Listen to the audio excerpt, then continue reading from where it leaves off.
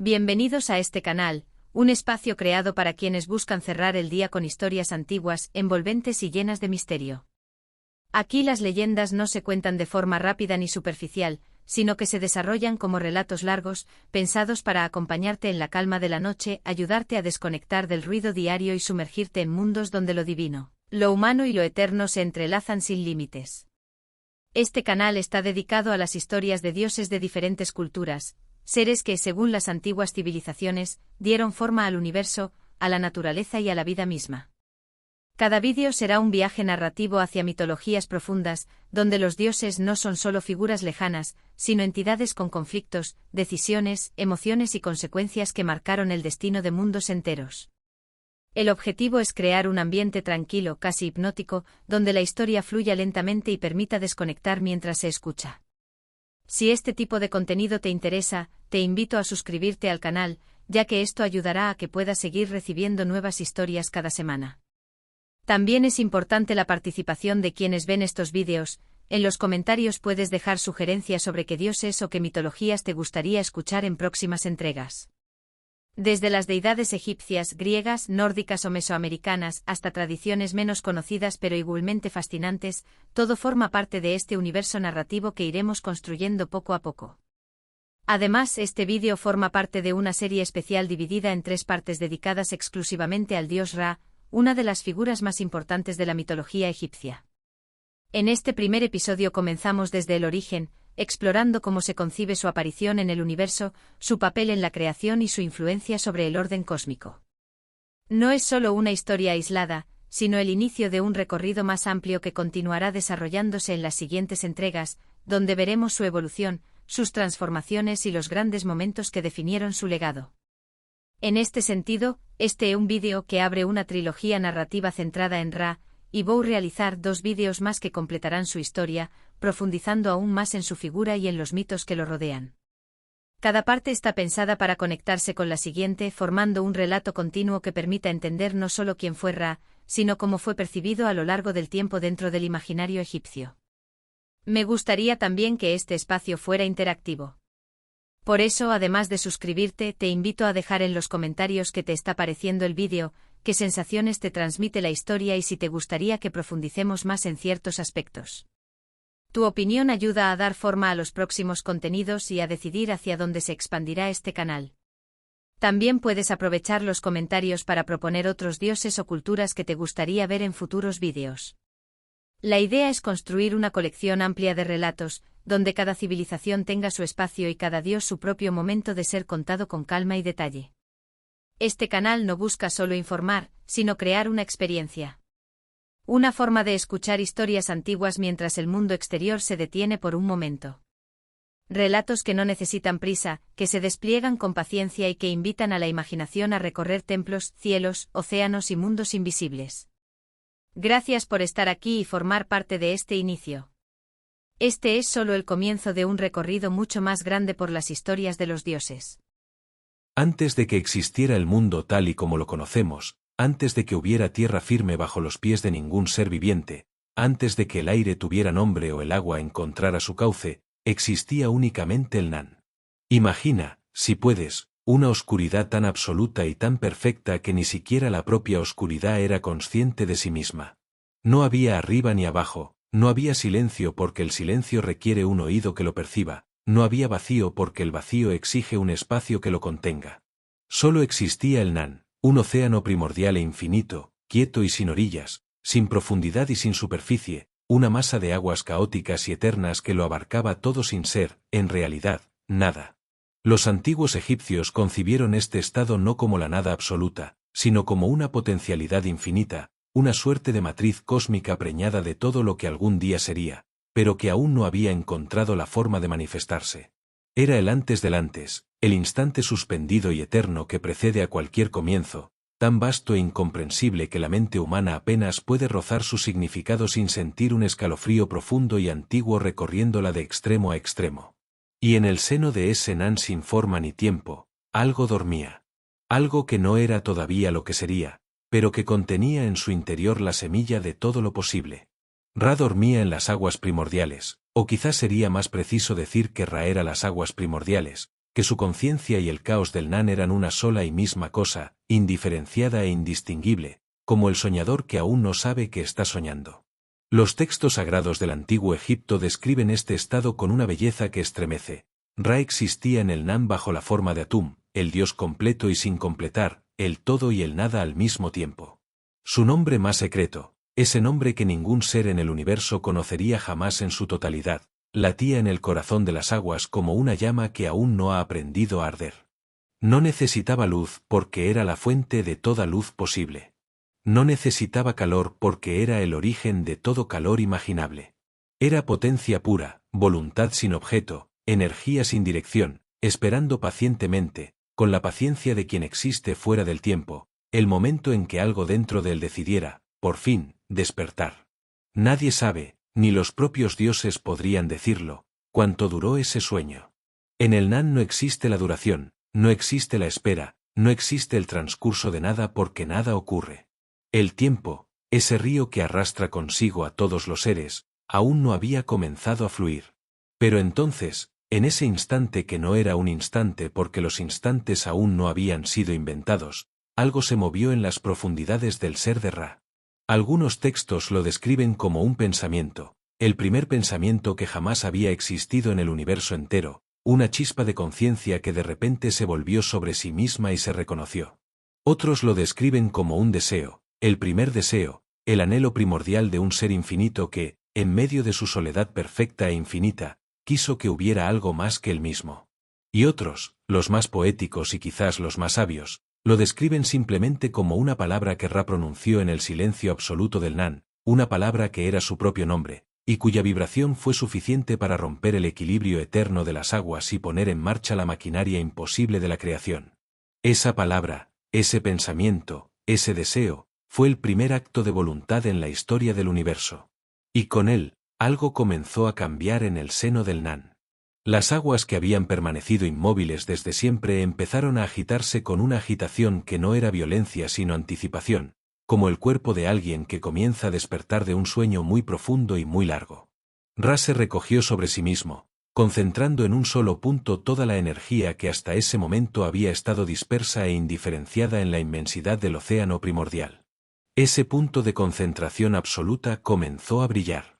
Primero con una luz tan tenue que apenas se distinguía de la oscuridad que la rodeaba, luego con una intensidad creciente que no tenía comparación posible porque no había nada con que compararla, y finalmente con un resplandor que llenó el Nan de una claridad que las aguas eternas nunca antes habían conocido.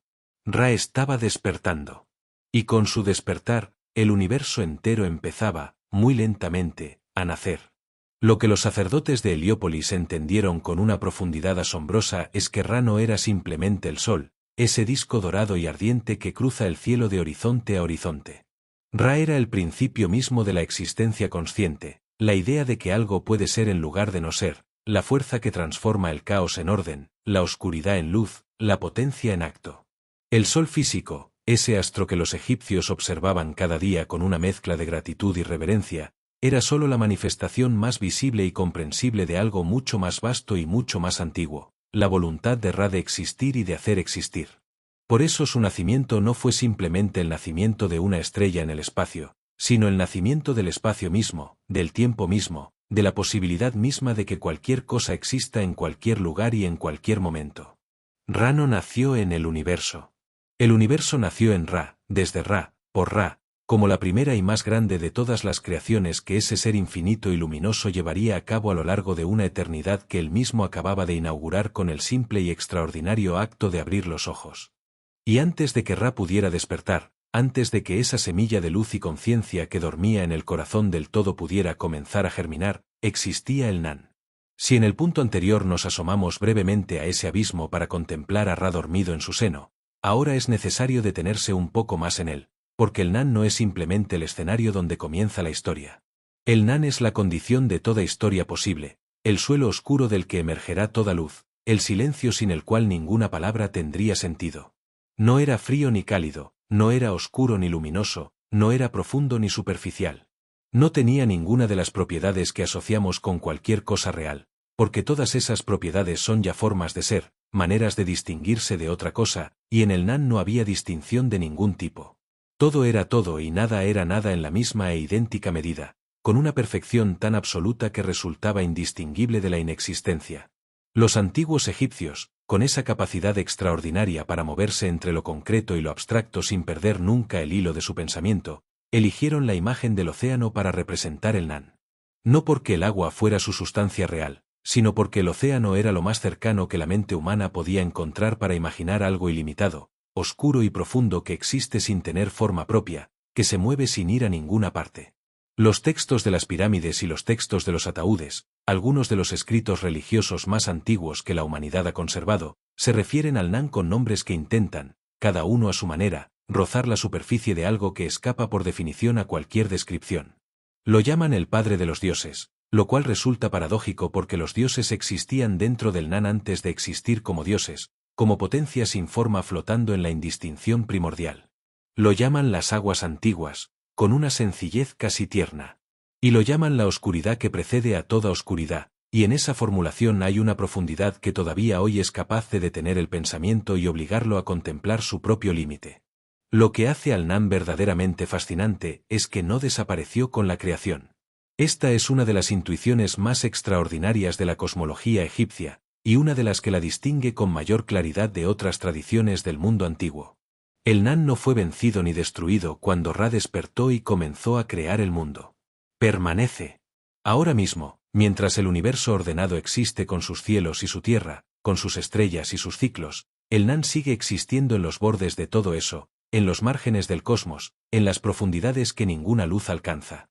Es el abismo que rodea al mundo como el agua rodea a una isla, siempre presente, siempre recordando que el orden que Ra creó no es eterno ni garantizado, que la creación es un esfuerzo continuo y no un hecho consumado de una vez para siempre. Cada noche, cuando Ra desciende bajo el horizonte y comienza su viaje por el inframundo, se sumerge de nuevo en las aguas del Nan, y el mundo queda en la oscuridad primordial, esperando con la fe que solo nace de la experiencia repetida que la luz volverá a romper las aguas al amanecer. Hay algo profundamente consolador y al mismo tiempo profundamente inquietante en esta concepción. Consolador porque sugiere que el caos no es el enemigo definitivo del orden, sino su condición de posibilidad, el suelo oscuro del que emerge toda luz. Inquietante porque implica que ese orden es frágil, que no es la condición natural de las cosas sino una conquista que Ra renueva cada amanecer al emerger de las aguas primordiales. Los egipcios vivían con esta conciencia de una manera que nosotros, acostumbrados a dar por sentada la estabilidad del mundo, apenas podemos imaginar. Para ellos, cada amanecer era literalmente un milagro, la repetición del primer amanecer, la renovación del acto creador original.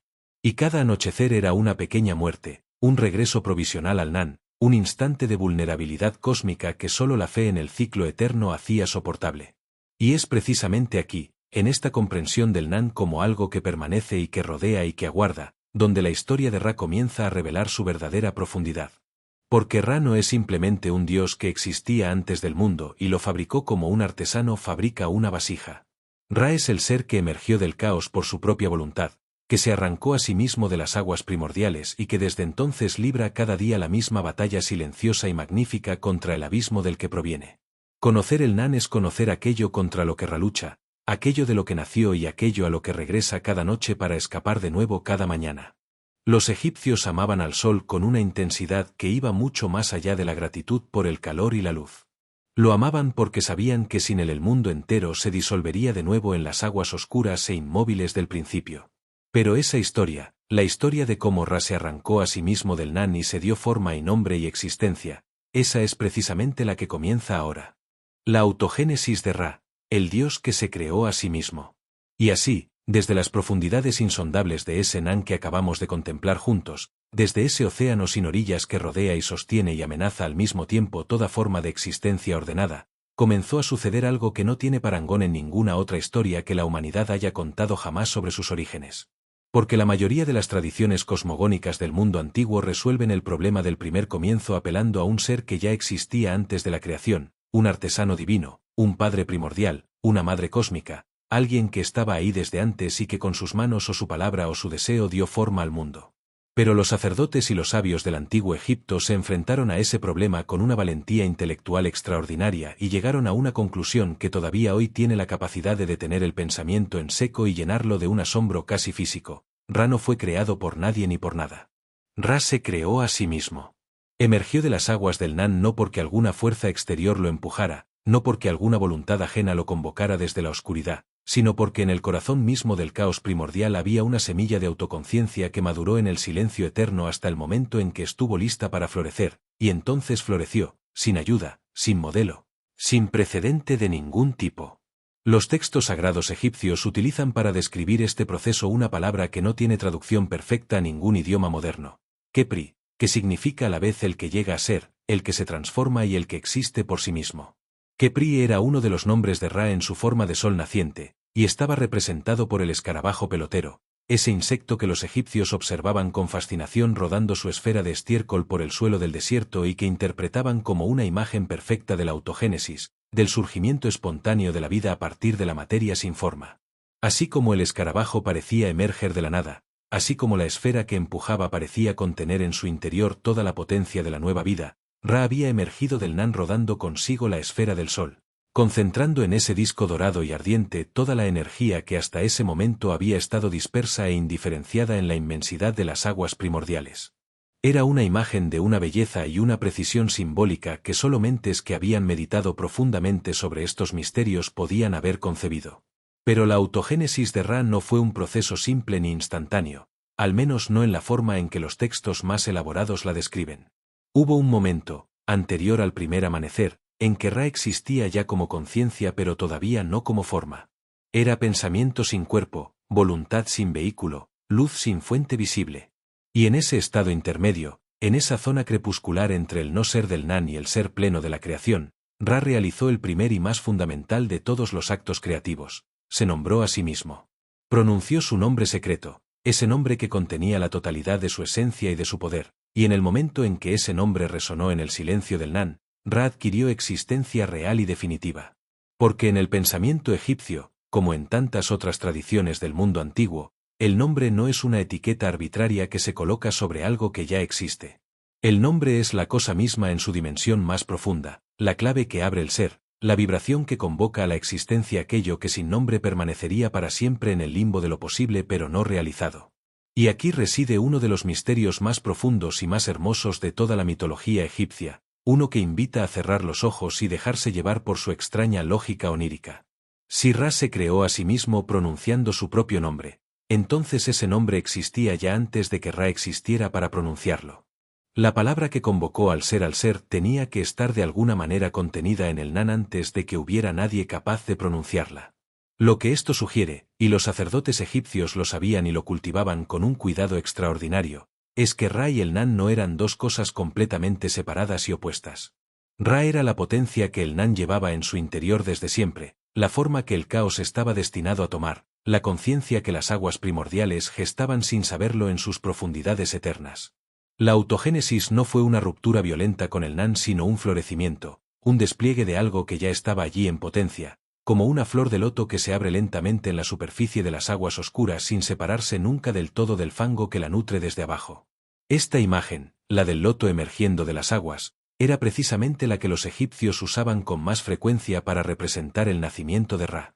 El loto de oro abriéndose en la superficie del Nan, revelando en su interior el disco resplandeciente del sol recién nacido, es una de las imágenes más recurrentes y más cargadas de significado de toda la iconografía religiosa egipcia.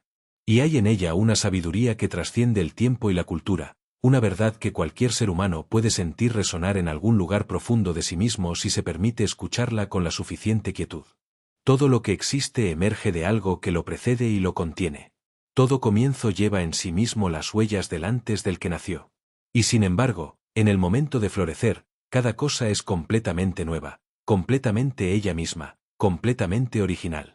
Ra emergió del Nan y siendo ya algo radicalmente distinto del Nan, y en esa paradoja, en esa tensión entre el origen y la novedad, entre el caos que lo gestó y el orden que él inauguró, reside el misterio más íntimo de la creación. Un misterio que no se resuelve pensando, sino sintiéndolo, dejándolo reposar en la mente como se deja reposar el cuerpo en la oscuridad suave de la noche, sabiendo que al amanecer algo habrá cambiado, algo habrá nacido, algo que no existía antes encontrará por fin su forma y su nombre. El montículo primordial, Ben y el primer amanecer del universo. Y cuando Ra hubo pronunciado su nombre en el silencio del Nan, Cuando esa vibración primordial hubo resonado en las aguas eternas y la conciencia solar hubo adquirido por fin la consistencia de lo real, ocurrió algo que los egipcios describieron con una imagen tan sencilla y tan poderosa que todavía hoy es capaz de detener la respiración un instante. Del seno de las aguas emergió tierra. No una tierra grande ni imponente, no un continente ni una montaña, sino algo mucho más humilde y mucho más sagrado, un pequeño montículo de arena oscura y húmeda que se alzó lentamente sobre la superficie del Nan como se alza la primera isla después de una inundación, como asoma la punta de una roca cuando las aguas comienzan a retirarse. Ese montículo tenía un nombre, Benben. Y en su aparición, en ese gesto mínimo y extraordinario de la tierra emergiendo del agua por primera vez, estaba contenido el modelo de todo lo que vendría después, la plantilla invisible sobre la que Ra construiría el universo entero con la misma paciencia y la misma precisión con que el Nilo construye su delta, grano a grano, depositando en cada inundación un poco más de mundo sobre el fondo oscuro de las aguas. El Benben no era simplemente un trozo de tierra. Era el primer punto de contacto entre el orden y el caos, entre lo que Ra era y lo que el Nan había sido, entre la forma y la informe infinidad de las aguas primordiales. Era el ombligo del mundo, el lugar donde el cosmos había comenzado a diferenciarse de sí mismo, donde por primera vez algo había dicho aquí en lugar de en ninguna parte, donde el espacio había adquirido un centro alrededor del cual organizarse. Los egipcios entendían el espacio no como un contenedor vacío y neutro en el que las cosas existen, sino como algo que se crea y se organiza a partir de un punto de origen sagrado, un eje que conecta lo de arriba con lo de abajo y desde el cual se despliegan todas las direcciones posibles. El Benben era ese eje, esa primera afirmación del espacio contra la indiferencia infinita del Nan, y su forma, esa pequeña colina de tierra oscura coronada por la primera luz del sol naciente, se convertiría en uno de los símbolos más persistentes y más profundos de toda la civilización egipcia. Sobre ese montículo primordial, Ra se posó por primera vez.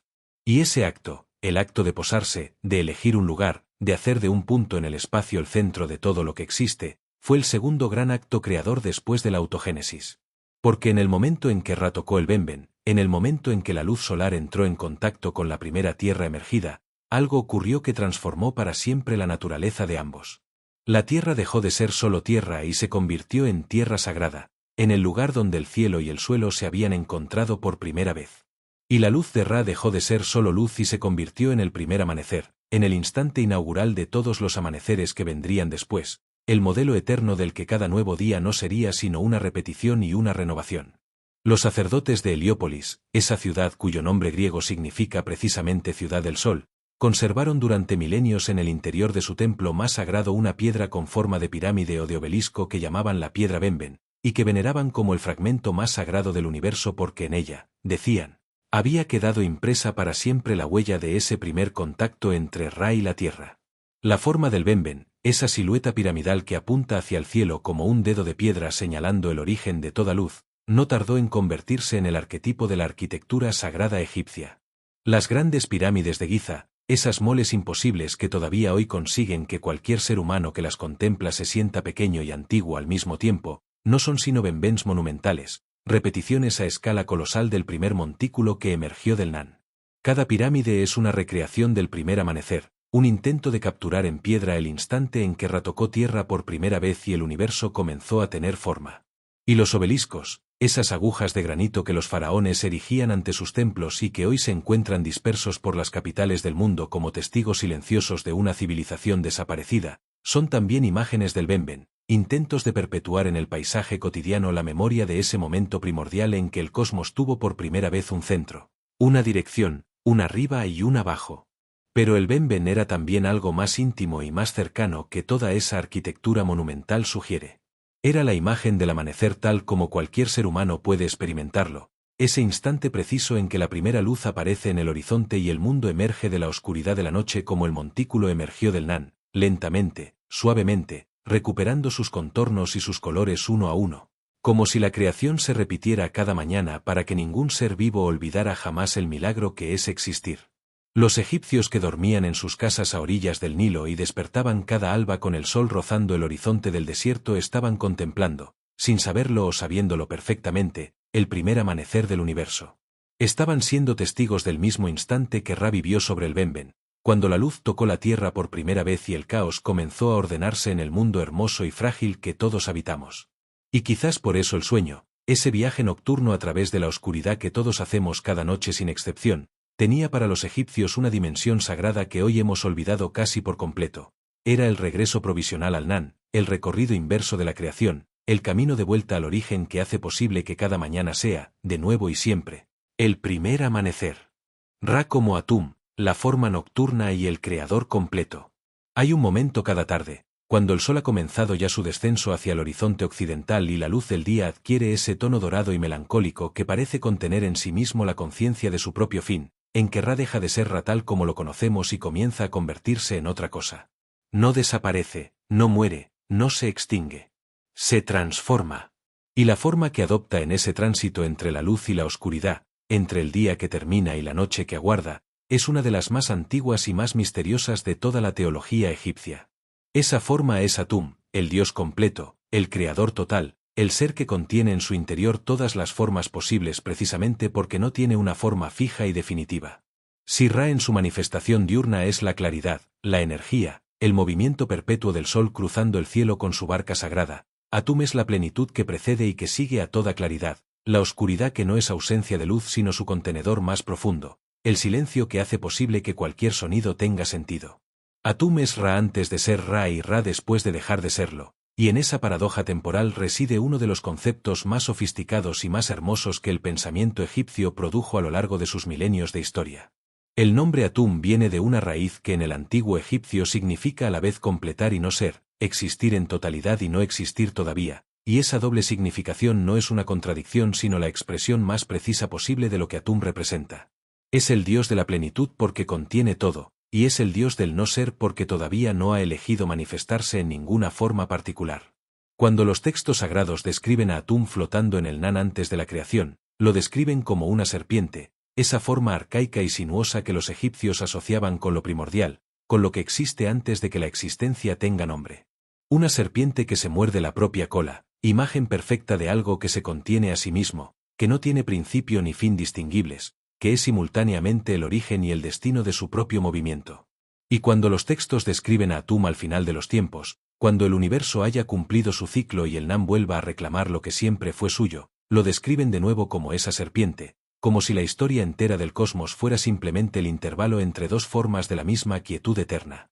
Lo que hace a Atum especialmente relevante en la historia de Ra es que fue precisamente bajo esta forma como Ra realizó los primeros actos de creación propiamente dichos, los actos que transformaron su existencia solitaria en la existencia compartida de un universo poblado de seres y de fuerzas. Según los textos de Heliópolis, Atum creó a los primeros dioses a partir de sí mismo, sin materia exterior, sin ayuda de ningún tipo, en un acto de generación que los textos describen con una franqueza sorprendente y una profundidad simbólica igualmente sorprendente.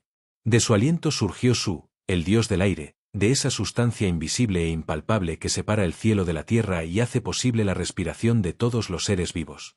Y de su humedad, de la saliva o las lágrimas que en el esfuerzo de la creación brotaron de su ser, surgió Tefnut, la diosa de la humedad, principio femenino que complementa y equilibra la sequedad luminosa de su hermano. Dos dioses nacidos de un solo Dios, la dualidad emergiendo de la unidad, el universo comenzando a diferenciarse en las polaridades complementarias que harían posible toda forma de vida. Esta idea de que la creación procede por diferenciación, por separación de algo que originalmente era uno, es uno de los hilos más profundos que recorren toda la cosmología egipcia y que conecta a Atum con el Benben y con el Nan de maneras que la mente puede seguir durante horas sin llegar nunca al fondo de su significado. El Nan era la indiferenciación absoluta. El Benben fue el primer punto de diferenciación, el lugar donde el espacio comenzó a tener un centro. Y Atum, al generar a Su y a Tefnut, realizó la primera diferenciación en el ámbito de los seres, la primera distinción entre el uno y el otro, entre lo masculino y lo femenino, entre el aire y el agua, entre lo de arriba y lo de abajo. Cada acto creador es un acto de separación, y cada separación crea algo nuevo que antes no existía y que enriquece el universo con una forma de ser que el caos original nunca habría podido producir por sí solo. Atum no disminuyó al crear. Al contrario, cada vez que algo nuevo surgió de él, el universo entero se hizo más rico, más complejo, más capaz de contener dentro de sí la diversidad infinita de las formas que la existencia puede adoptar. Y cada noche, cuando el sol desciende bajo el horizonte y el mundo queda en la oscuridad familiar y suave que todos conocemos, Ra regresa a ser Atum. Regresa a esa forma primordial y completa que precede a toda manifestación, a esa plenitud oscura que es el origen y el destino de toda luz. En el inframundo, en ese territorio misterioso que los egipcios llamaban Duat y que se extendía bajo la tierra como un espejo oscuro del mundo de los vivos, Ra como Atum navega entre las almas de los muertos y las potencias nocturnas, renovándose en la oscuridad para poder emerger de nuevo al amanecer con toda su energía restaurada. Es como el sueño profundo que nos devuelve cada mañana a nosotros mismos, ese descenso necesario a las capas más oscuras y más antiguas de nuestra propia conciencia del que regresamos renovados sin saber exactamente qué ocurrió mientras estábamos allí. Atum es la noche interior de Ra, el lugar donde el dios más poderoso del universo se vuelve pequeño y oscuro y completo, donde recuerda que antes de ser luz fue caos, que antes de ser sol fue serpiente, que antes de ser el creador de todo fue simplemente todo, flotando sin forma ni nombre en las aguas eternas del principio. La creación por la palabra, Eka y el poder mágico del nombre. Si hay una idea que atraviesa la cosmología egipcia de principio a fin como una vena de oro atraviesa la roca, una idea que aparece en los textos más antiguos y en los rituales más cotidianos, en los conjuros de los papiros mágicos y en las inscripciones de los templos más monumentales, esa idea es la del poder creador de la palabra. No de la palabra como simple vehículo de comunicación entre seres que ya existen, sino de la palabra como fuerza que convoca a la existencia aquello que sin ella permanecería para siempre en el limbo de lo posible. Ya vimos cómo Ra se creó a sí mismo pronunciando su propio nombre en el silencio del Nan. Ya intuimos cómo ese nombre era algo más que una etiqueta, algo más que un sonido convencionalmente asociado a una realidad preexistente. Ahora es el momento de detenerse en la fuerza que hacía posible todo eso, la energía primordial que convertía el soplo del aliento en acto de creación, el principio que los egipcios conocían con un nombre tan breve como profundo, Eka. Eka es generalmente traducido como magia, pero esa traducción, aunque no es incorrecta, resulta inevitablemente reductora para cualquiera que haya crecido en una cultura donde la magia es sinónimo de ilusión, de truco, de algo que parece real sin serlo. Para los egipcios, Eka era exactamente lo contrario. Era la fuerza más real del universo, la energía que subyacía a toda otra energía, el principio que hacía posible que cualquier cosa existiera en lugar de no existir. Eka era anterior a los dioses porque los dioses mismos necesitaban de Eka para existir y para actuar. Era la sustancia invisible de la que estaba tejida la realidad, la vibración fundamental que mantenía el cosmos en su lugar y que Ra utilizaba, consciente o inconscientemente, en cada uno de sus actos creadores. Cuando Ra pronunció su nombre en el Nan, fue Eka la energía que transformó ese sonido en existencia real. Cuando Atum generó a Su y a Tefnut de su propio ser, fue Eka la fuerza que convirtió el aliento y la humedad en dioses con voluntad y consciencia propias. Los egipcios representaban a Eka como un dios con forma humana que sostenía en sus manos dos serpientes entrelazadas, imagen que resonará siglos más tarde en el caduceo de Hermes y que aún hoy reconocemos como símbolo de la medicina y de las ciencias que curan. Pero más que un dios con atributos y genealogía propios, Eka era una cualidad del ser, algo que existía en todos los seres en mayor o menor medida y que en Ra se manifestaba en su forma más pura y más potente. Cada dios poseía su propio Eka, su propia dosis de poder creador, y la jerarquía divina del universo egipcio podía entenderse precisamente en términos de cuánto Eka atesoraba cada ser. Ra, como fuente de toda creación, poseía el Eka más vasto e ilimitado. Los faraones, como representantes de Ra en la tierra, poseían más Eka que cualquier ser humano ordinario.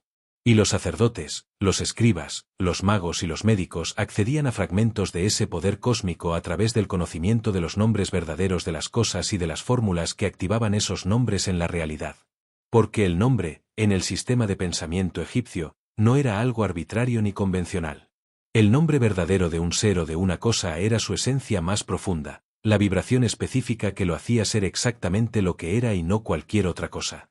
Conocer el nombre verdadero de algo era tener acceso a su naturaleza más íntima, y pronunciar ese nombre correctamente, con la entonación adecuada y en el contexto ritual apropiado, era activar su Eka, liberar su potencia creadora o destructora, poner en movimiento fuerzas que de otro modo permanecerían dormidas.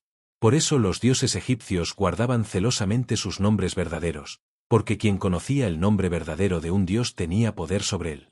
Y por eso el nombre secreto de Ra, ese nombre que nadie en el universo conocía salvo él mismo, era el secreto más guardado de toda la creación, la clave que abría el ser del dios más poderoso del cosmos y que habría dado a quien lo poseyera un poder equivalente al del propio Ra. Hay en los textos egipcios una historia extraordinaria que ilustra todo esto con una claridad y una belleza que ninguna explicación teórica puede igualar. Es la historia de Isis, la gran hechicera, que quiso conocer el nombre secreto de Ra para adquirir su poder. Isis recogió la saliva que Ra dejaba caer al suelo en su vejez, la mezcló con tierra y modeló con ella una serpiente, a la que insufló vida con su propio Eka. La serpiente mordió a Ra, y el veneno comenzó a correr por su ser divino con un dolor que ni siquiera el dios del sol podía soportar. E Isis se ofreció a curarlo, pero solo a cambio de que Ra le revelara su nombre verdadero. Durante un tiempo que los textos no miden, Ra resistió.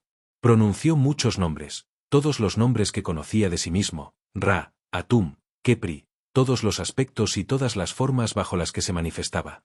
Pero el veneno seguía ardiendo, y finalmente Ra cedió y susurró a Isis, de corazón a corazón, de ser a ser, el nombre que nunca antes había pronunciado ante nadie.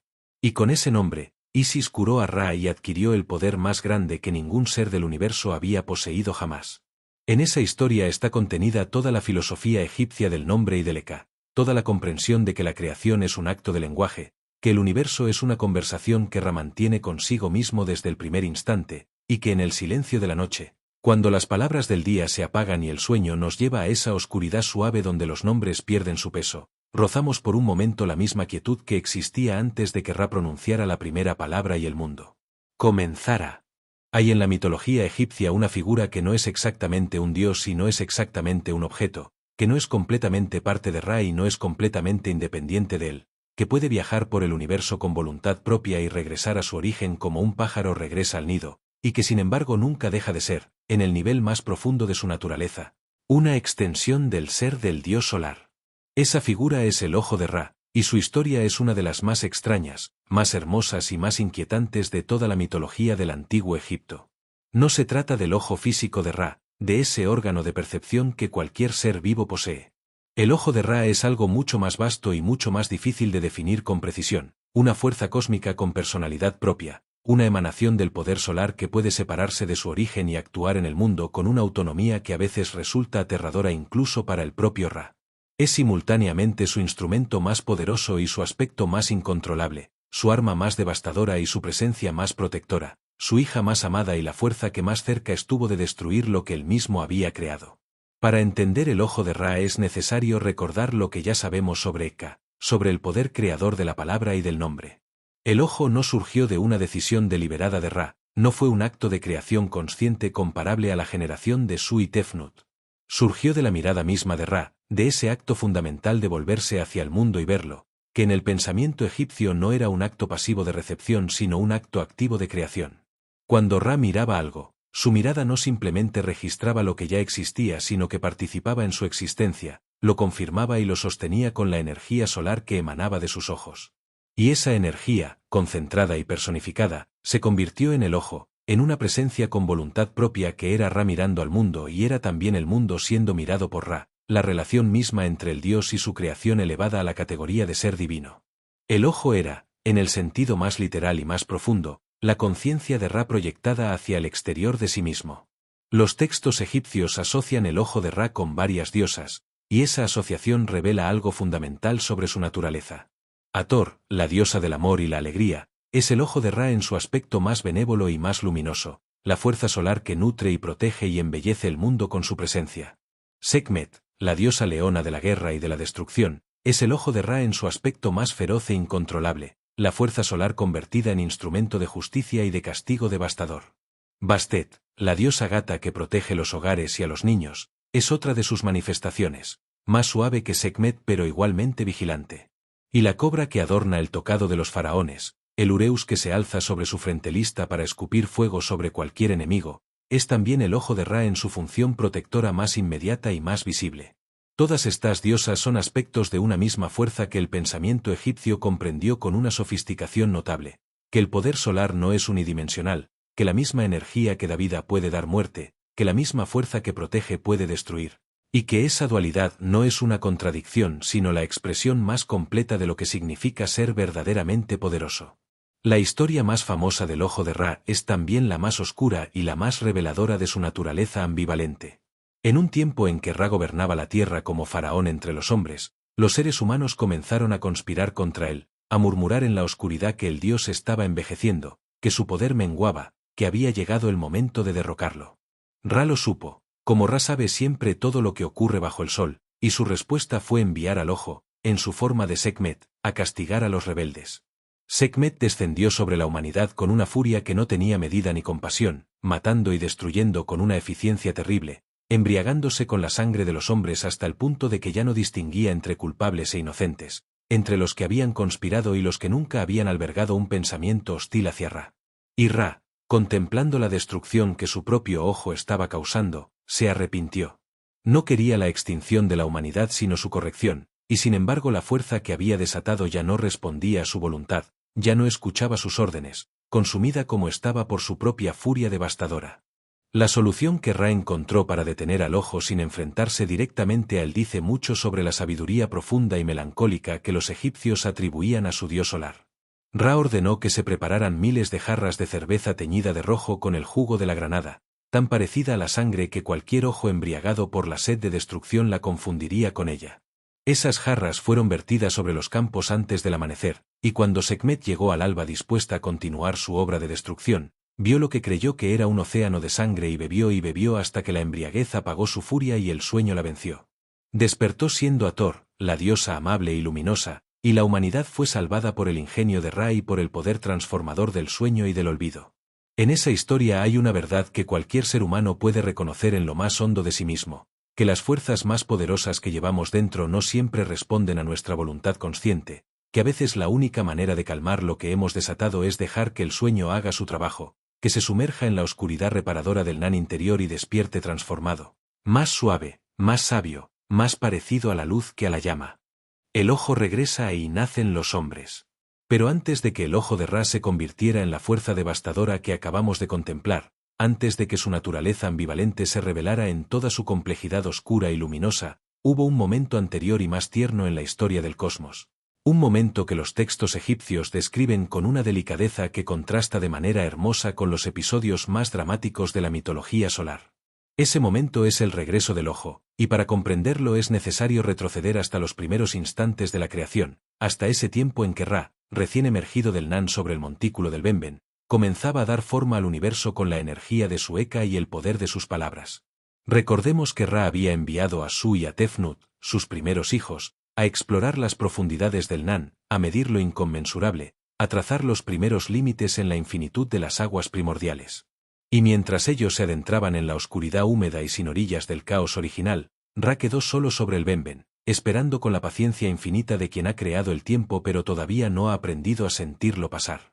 Para buscar a sus hijos en la oscuridad del Nan, Ra hizo algo que ningún texto describe con exactitud pero que todos sugieren con la misma imagen luminosa. Extrajo de sí mismo su ojo y lo envió como mensajero y como linterna a través de las aguas primordiales.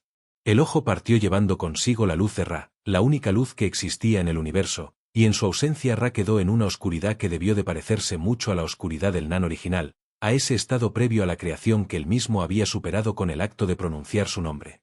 Pero Ra no se rindió a esa oscuridad. De su propio ser emergió un segundo ojo, una nueva capacidad de ver y de iluminar, y con ese segundo ojo continuó su obra de creación mientras el primero viajaba por las profundidades en busca de Su y Tefnut.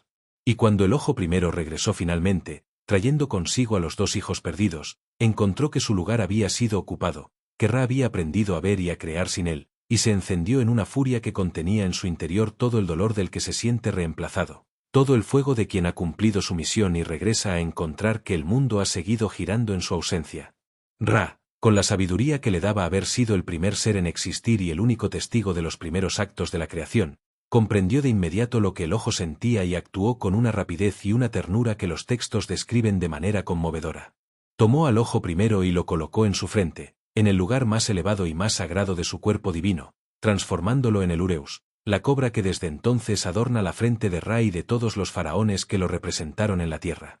Le otorgó así un honor que ningún otro elemento de su ser divino poseía, la posición más prominente, el lugar desde el cual podía ver todo el universo sin ser impedida por nada ni por nadie, el punto desde el cual su fuego protector podía alcanzar a cualquier enemigo que osara aproximarse al dios solar. El ojo fue apaciguado, su furia transformada en fuerza protectora, su dolor convertido en vigilancia perpetua. Y en ese gesto de Ra, en esa manera de honrar lo que se había sentido herido y de convertir la herida en corona, hay una sabiduría sobre la naturaleza del poder y del amor que trasciende cualquier época y cualquier cultura. Y entonces ocurrió algo que los textos describen de maneras ligeramente diferentes según la tradición que los produjo, pero que en todas sus versiones comparte la misma esencia hermosa e inesperada. Ra lloró.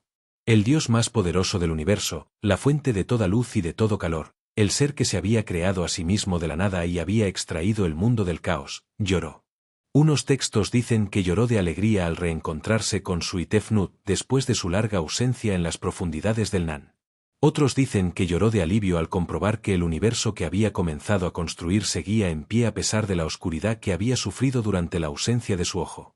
Y otros, los más profundos y quizás los más sabios, dicen simplemente que Ra lloró porque en ese momento, contemplando a sus hijos regresados y a su ojo convertido en corona y al pequeño universo que había creado extendiéndose a su alrededor como un jardín en sus primeros días, comprendió por primera vez lo que significaba no estar solo. Y la emoción de ese descubrimiento fue demasiado grande para cualquier forma de expresión que no fuera el llanto. Las lágrimas de Ra cayeron sobre el Benben, sobre esa tierra sagrada que era el primer suelo del universo, y donde cayeron brotaron los seres humanos. No esculpidos, no modelados, no fabricados con intención y diseño como el alfarero fabrica una vasija. Brotaron de las lágrimas, emergieron del llanto del Dios, nacieron de su emoción más vulnerable e inesperada. Y en eso los egipcios vieron algo que decía la verdad más honda sobre la naturaleza humana y sobre nuestra relación con lo divino. No somos la obra maestra deliberada de un creador omnipotente que nos concibió con precisión y propósito desde el principio. Somos el resultado de un momento de emoción genuina, el fruto de una lágrima que cayó en el suelo sagrado del primer amanecer, la consecuencia hermosa e imprevista de que el Dios más poderoso del cosmos descubriera un día que la soledad duele incluso cuando uno es infinito. Los seres humanos nacieron de la vulnerabilidad de Ra, de su capacidad para sentir, para perder, para reencuentrar y para emocionarse ante el reencuentro. Y quizás por eso, en los momentos más oscuros de la noche, cuando el sueño tarda en llegar y la mente vaga por los bordes de la conciencia como el ojo vagaba por los bordes del Nan, sentimos de vez en cuando algo que no tiene nombre exacto pero que se parece mucho a la certeza de que no estamos solos, que hay una luz que nos busca en la oscuridad, que hubo alguien antes que nosotros que lloró y que de ese llanto brotó todo lo que somos. Ra separa el cielo de la tierra. Había ya luz en el universo, y había tierra emergida del Nan, y había dioses que eran hijos de la luz, y había seres humanos que eran hijos de las lágrimas. Pero todo eso existía todavía en una proximidad que lo hacía casi irrespirable, una cercanía entre lo de arriba y lo de abajo que no dejaba espacio para que nada creciera ni se desplegara con la amplitud que la vida necesita para ser verdaderamente vida. El cielo y la tierra eran todavía una sola cosa confundida, pegada, entrelazada en un abrazo tan estrecho que la luz no podía circular entre ellos, que el aire no podía abrirse paso de un lado a otro, que nada podía moverse con libertad en ese espacio aplastado y denso donde todo tocaba con todo y nada tenía distancia suficiente para contemplarse a sí mismo.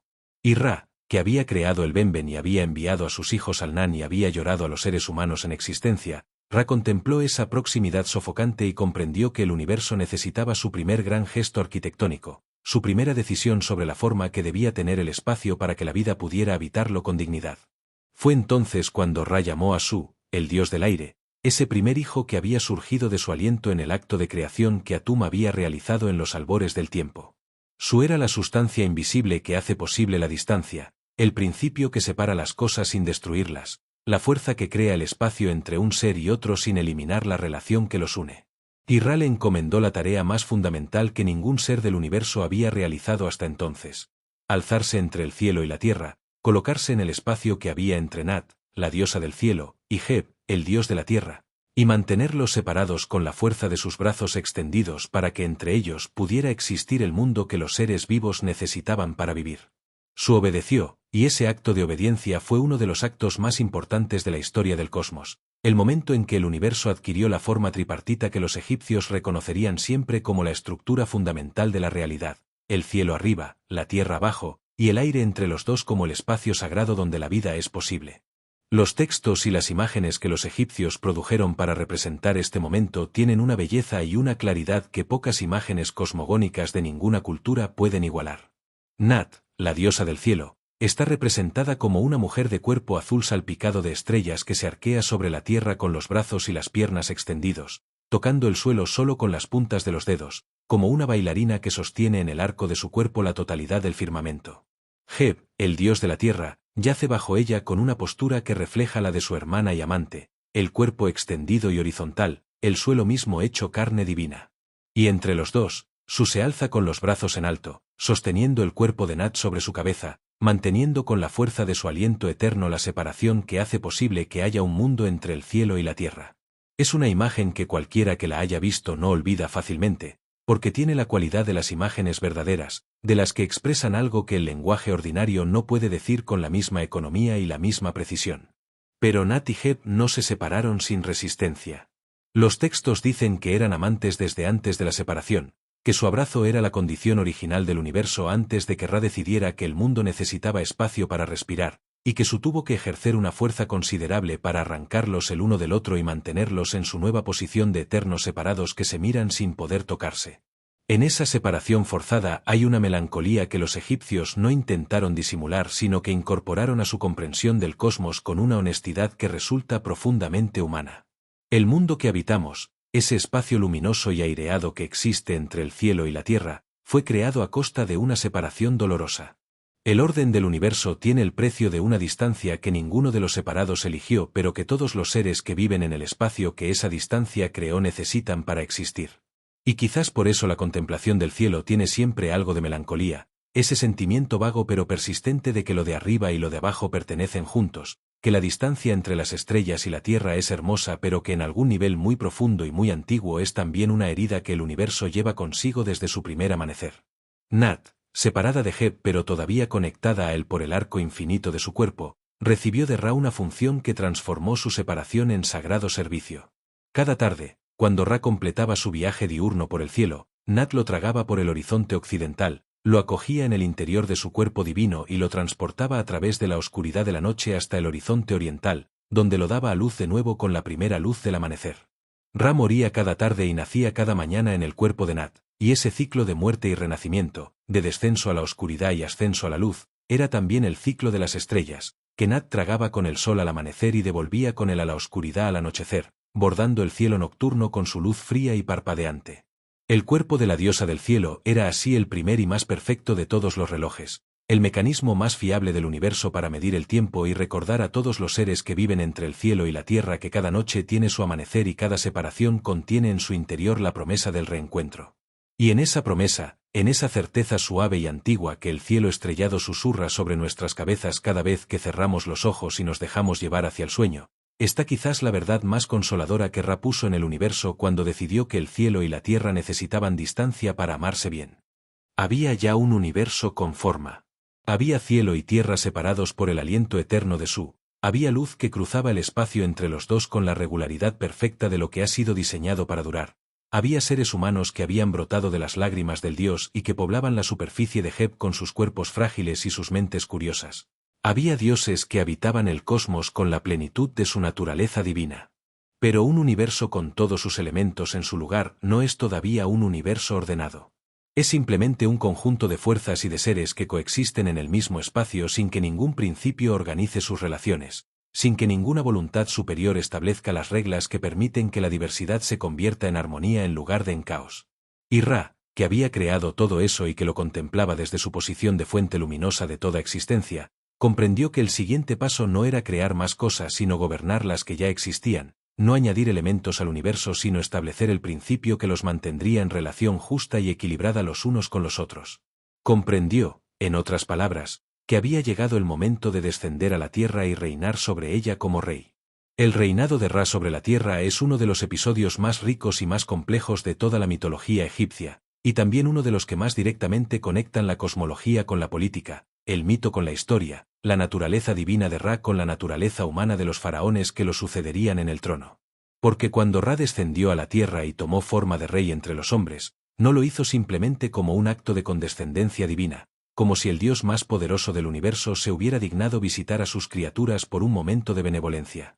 Lo hizo porque el universo que había creado era incompleto sin ese gesto, porque la creación no termina con la separación del cielo y la tierra ni con el nacimiento de los seres humanos sino que continúa en el acto de gobierno, en la imposición del orden sobre la tendencia natural de todas las cosas a deslizarse de nuevo hacia el caos del Nan.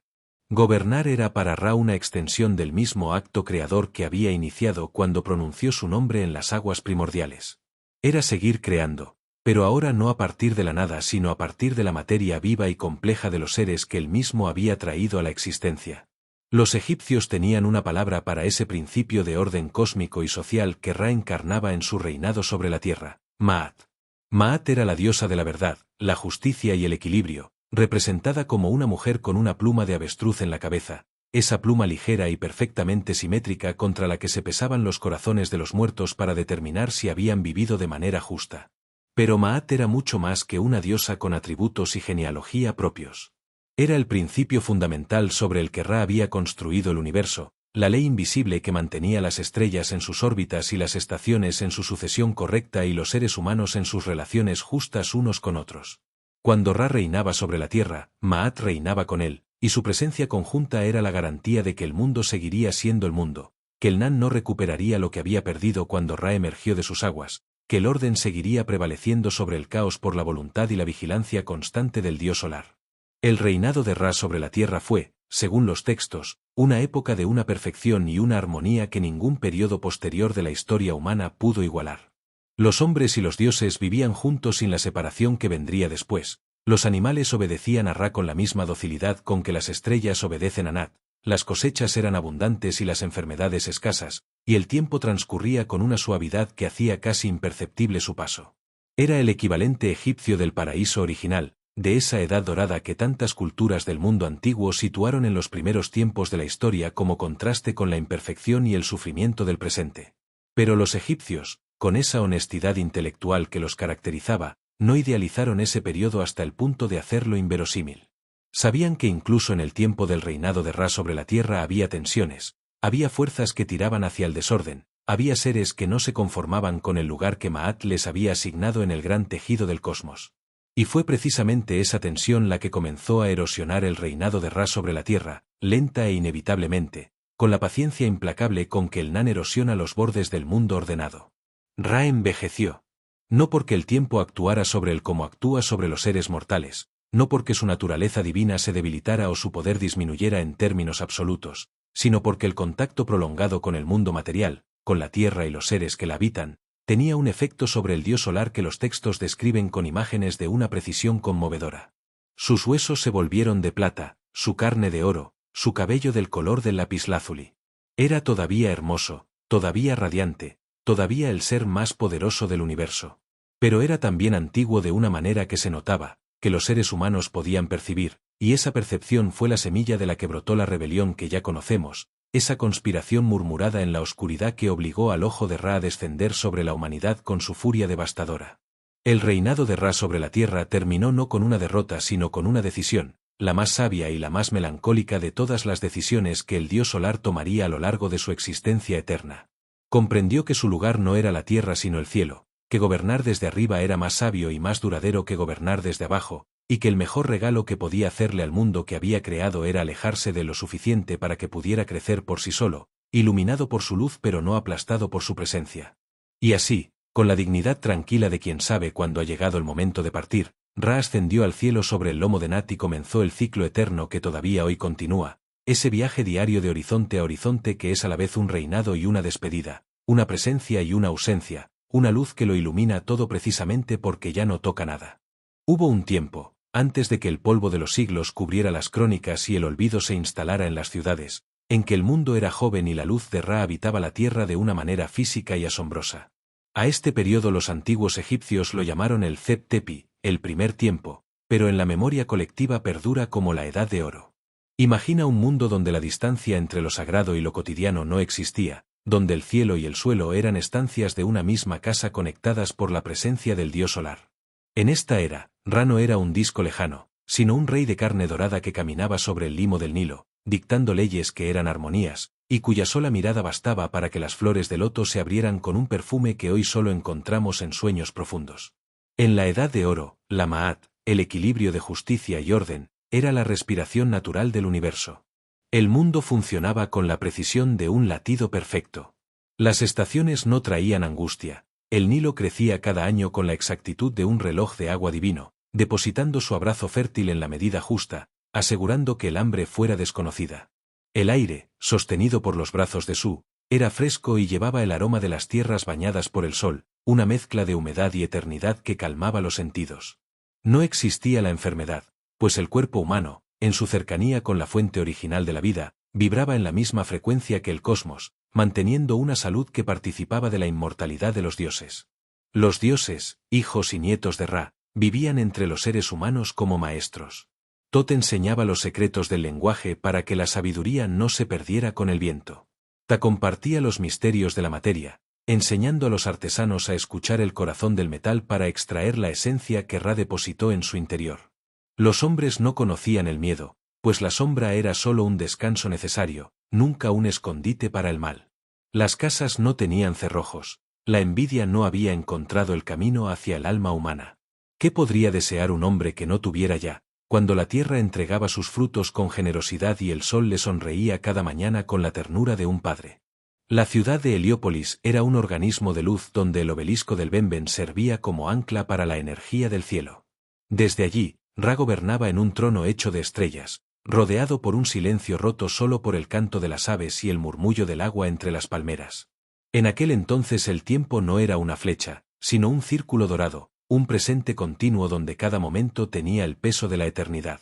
La muerte no era un final terrorífico, sino una transición suave, una invitación de Nat a descansar en su regazo estrellado para renacer, como el sol, en una nueva forma de existencia.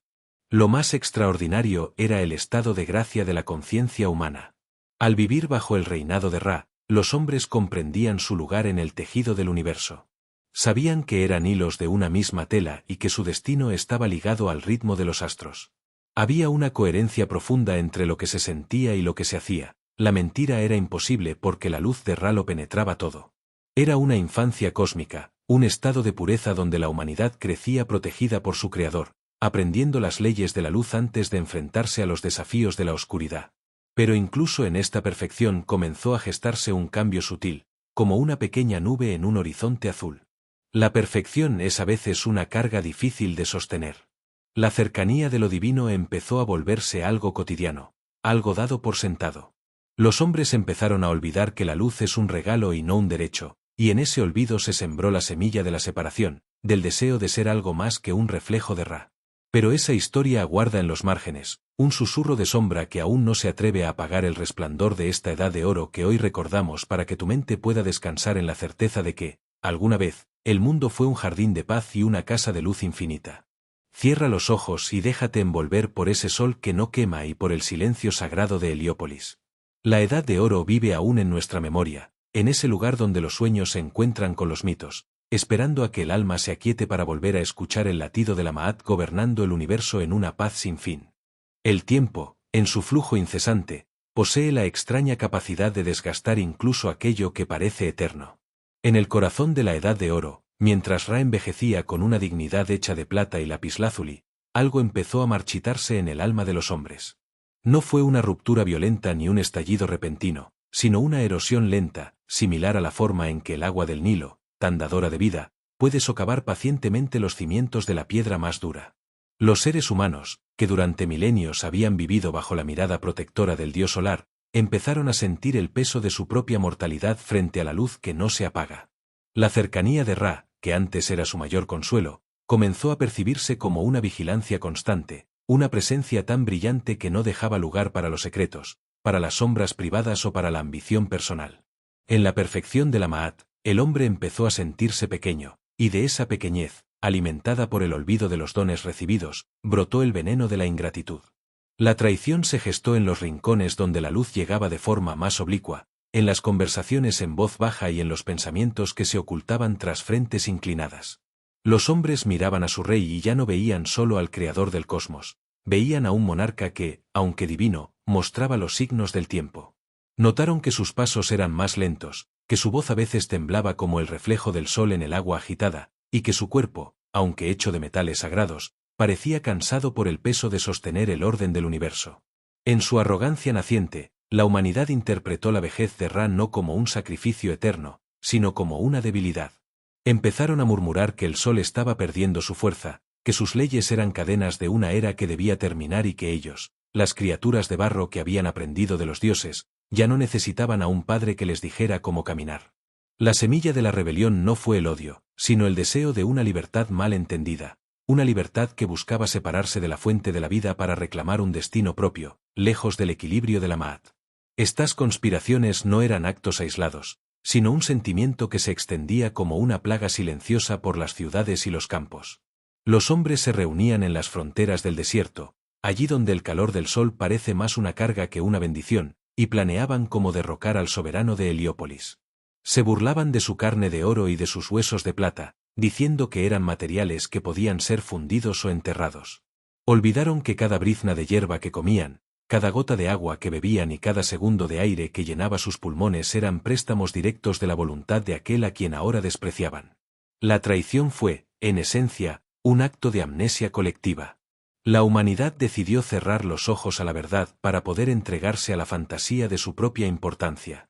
Creyeron que, si Ra se retiraba o era destruido, ellos heredarían su poder, sin comprender que un mundo sin el sol no es un mundo libre, sino un mundo muerto, devuelto al caos helado del Nan del que Ra los había rescatado. Ra, cuyo ojo todo lo ve, no fue ajeno a estos movimientos. A pesar de su apariencia envejecida, su percepción seguía siendo tan vasta como el firmamento. Él escuchaba los susurros en las alcobas, sentía la vibración de la deslealtad en el suelo que pisaba y veía cómo el brillo de los ojos humanos ya no reflejaba devoción, sino un brillo turbio de codicia y soberbia. El dolor que sintió el dios solar no fue el de un rey que teme perder su trono, sino el de un padre que descubre que sus hijos desean su muerte. Fue una tristeza cósmica, un eclipse del alma divina que hizo que el cielo se tiñera de un rojo más intenso y que las sombras se alargaran antes de tiempo. Ra comprendió que la edad de oro había llegado a su fin, no porque él hubiera fallado, sino porque el corazón humano no estaba hecho para habitar permanentemente en la luz absoluta. El equilibrio se había roto, y la Ma'at exigía una respuesta, pues el caos que los hombres estaban invitando a entrar en el mundo no se detendría ante nada si no era contenido. La traición de la humanidad marcó el primer gran divorcio entre el cielo y la tierra. Fue el momento en que el hombre decidió que prefería ser el dueño de su propia oscuridad que un servidor de la luz ajena. Mientras las conspiraciones llegaban a su punto crítico, Ra se retiró a la soledad de su palacio, no por miedo, sino para reflexionar sobre el destino de sus criaturas. Sabía que la rebelión debía ser castigada, no por venganza, sino para restaurar la armonía que los hombres habían despreciado. Pero el castigo que estaba por venir sería tan terrible que cambiaría la relación entre los dioses y los hombres para siempre. La humanidad, en su ceguera, creía estar preparándose para una victoria, sin saber que estaban abriendo las puertas a una furia que no conocía la piedad. Cierra ahora los ojos y siente la pesadez de ese momento en la historia, donde el silencio de Heliópolis se volvió denso y expectante. La traición flota en el aire como el polvo antes de una tormenta, recordándonos que incluso en los momentos de mayor paz, el alma humana guarda rincones de sombra.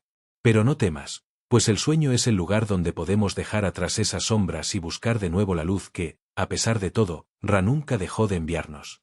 Deja que tu respiración se calme, alejándote de las intrigas de los hombres antiguos, y descansa en la certeza de que la luz siempre encuentra la manera de regresar, incluso después de la noche más larga y amarga.